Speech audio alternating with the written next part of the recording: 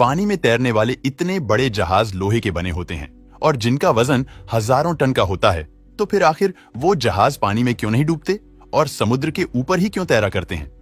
दूसरा सवाल यह भी आता है कि जब पानी के जहाज बीच समुद्र में अचानक डूब जाते हैं, तो उसके पीछे आखिर क्या कारण होता है?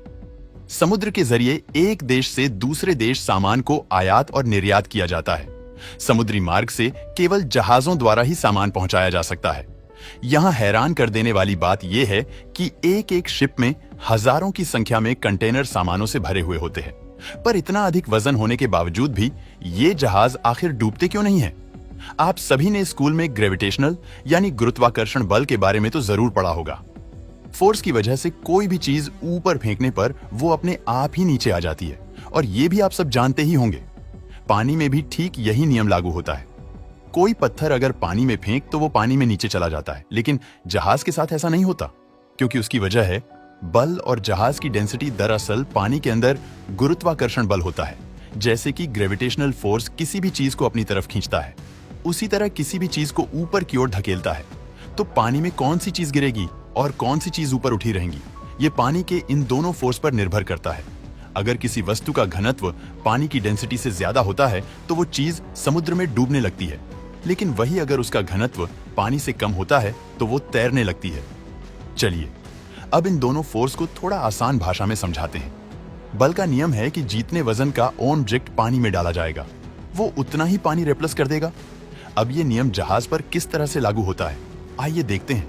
मान लीजिए किसी जहाज का वजन 20 किलो है और उस पर 80 किलो का ही सामान लदा हुआ है, और जब ये जहाज समुद्र में उतरेगा तो अपने वजन जितना पानी ही रिप्लेस कर देगा, और ऐसे में बल से ज्यादा हो जाएगा। और बस यही वजह है कि लोहे का भारी जहाज पानी में तैरता हुआ चला जाता है, तो पानी का जहाज पानी में कैसे तैरता है, ये तो पता चल गया है। अब ये जानते हैं कि नेवी और मर्चेंट नेवी, इन दोनों के जहाजों में आखिर अंतर क्या होता है?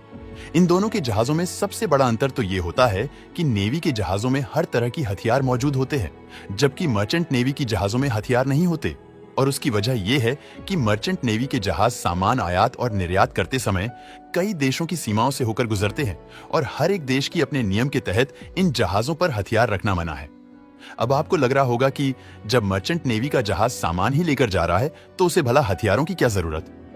तो आपको बता दें कि जहाज पर लदे हुए करोड़ों के सामान पर समुद्री लुटेरे भी घात लगाकर बैठे रहते हैं कि कब मौका मिले और वो कब जहाज को हाईजैक करके उस पर लदा सारा सामान लूट। तो इसी तरह की कई मुसीबतों से बचने के लिए जहाज में कई तरह के इक्विपमेंट होते हैं।